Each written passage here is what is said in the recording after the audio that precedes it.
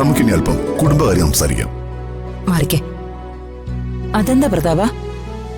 ചേച്ചി, എല്ലാവരും വലിയ തിരക്കിലായിരുന്നു, പിന്നെ ടെൻഷനിലും. അപ്പോ ഒരു റിലാക്സേഷൻ കൂടിയേ പറ്റൂ. ചേച്ചിക്കും എനിക്കും ഒഴികെ ഒരു ടൂർ പ്രോഗ്രാം അറേഞ്ച് ചെയ്തിട്ടുണ്ട്.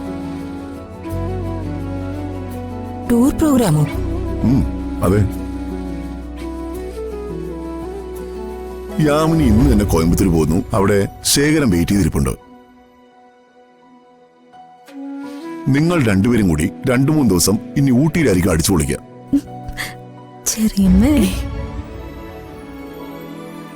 അതിന് ശേഖരേട്ടൻ എന്നോടൊന്നും പറഞ്ഞില്ലല്ലോ. അവൻ വിളിച്ചു പറയും. നിങ്ങൾ രണ്ടുപേരും നേരെ മൂന്നാറിലേക്ക്. മൂന്നാറിലോ? ഇന്ന് തന്നെ ഡൗൺലോഡ് ചെയ്യൂ.